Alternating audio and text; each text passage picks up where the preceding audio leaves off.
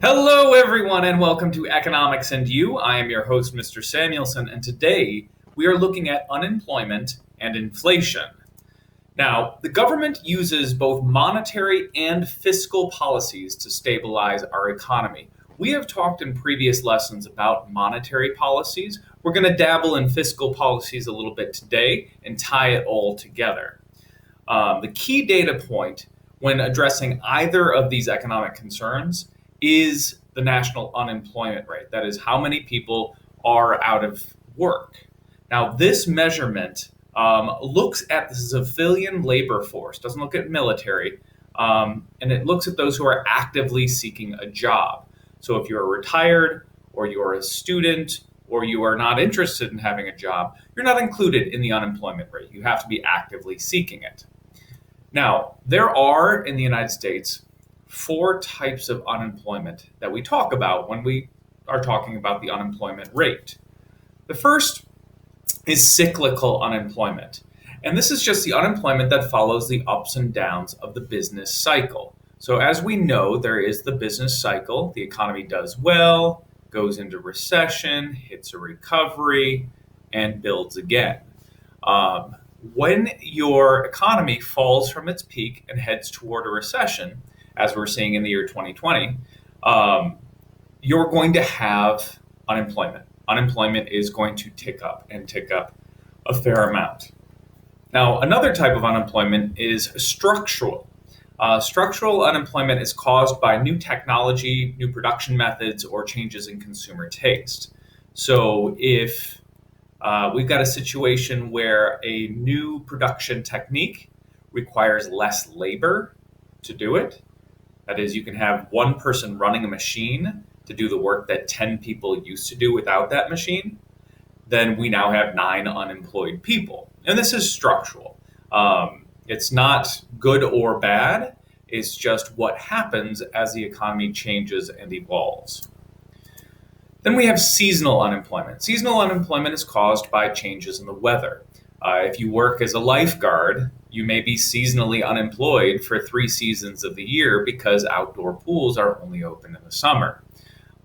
We also see people who work in, for example, your shopping mall Santa Claus may be seasonally unemployed for 11 months of the year. This is just another type of unemployment that waxes and wanes with the economy. Tourism is better in the summer than in the winter in most places. So summer employment goes up. Stores need more employees around the holiday season, so employment goes up around the holiday season. This is all seasonal. Frictional is caused when workers leave one job and they haven't gotten their next job yet. Now, they might have left their job because they didn't like it. They might have left it because they think that there's a better opportunity. They might have been fired, or the company that they're working for may have been going through layoffs. This is all still frictional. The assumption there is that somebody who is frictionally unemployed will be unemployed for anywhere from a few days to a few months, but they will land another job.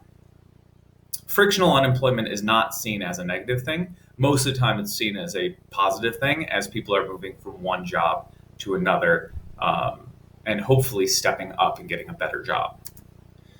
All right, high unemployment.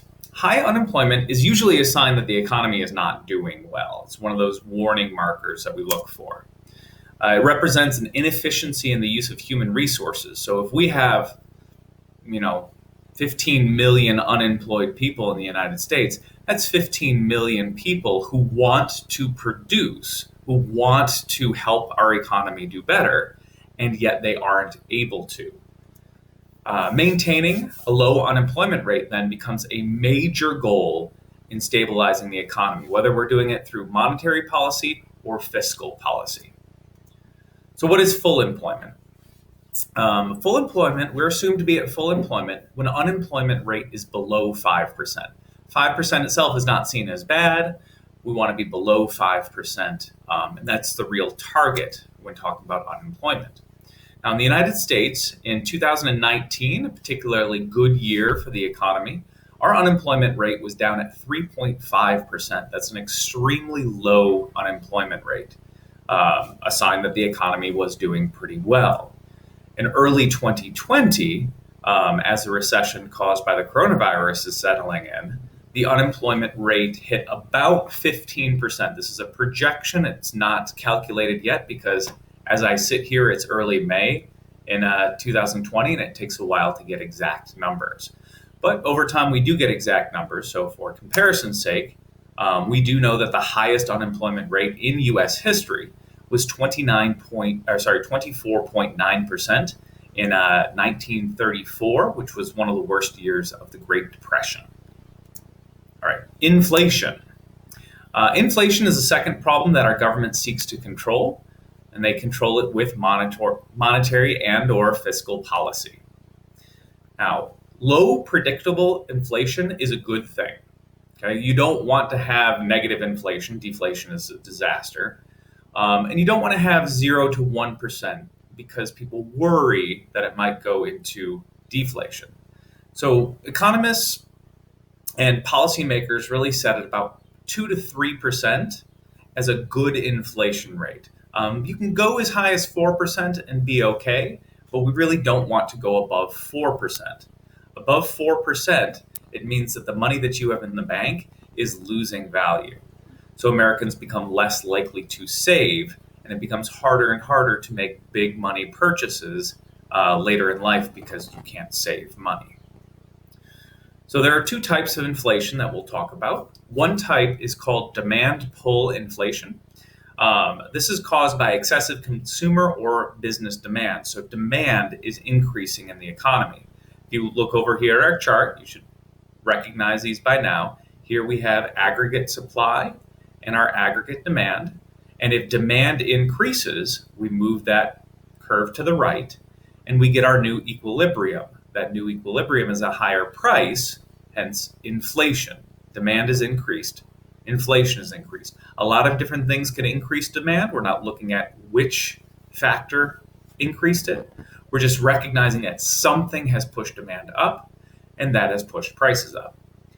Now, if demand prices increase and supply never adjusts, then we get inflation. We get the increased price. So the government can cause this, and they can cause it when they increase the money supply or increase spending and don't do anything to offset that. So if all of a sudden the government starts sending out, $1,200 checks, $1,200 checks to every family in the United States to stimulate the economy, people have more money, the aggregate demand shifts to the right, and we risk an increase in prices. Now, that is assuming nothing else in the economy is happening. If there's a reason that the supply has been affected, then the price wouldn't necessarily rise. But by itself, giving money out to everybody would cause inflation. All right, cost push inflation. Cost push inflation is caused when some factor, and this is almost always labor unions or the government itself, has pushed wages too high. This can be done because labor unions are negotiating higher wages for their workers, or the government setting a minimum wage that is too high. It's almost never the government setting the minimum wage too high. That has not been a problem that we've seen in our history. But the labor unions, yes, that has been a driver of this in the past. We push the wages too high, and businesses then have to increase their prices in order to still be profitable. A business that isn't profitable fails, and that leads to unemployment. So the wages have gone up because of union demands. Businesses have to increase their price to be at a point where they're still making some money. So on our graph here, we see demand is stable, but our supply is changing because our businesses are now cutting down on employees. That shifts our curve and shifts our equilibrium. This can cause stagflation, which is an increase in inflation and unemployment at the same time. Again, in this scenario, employers would have to lay people off, fire some employees, or at least not hire as they're expanding in order to maintain profitability. Unemployment increases and prices are going up. We have stagflation.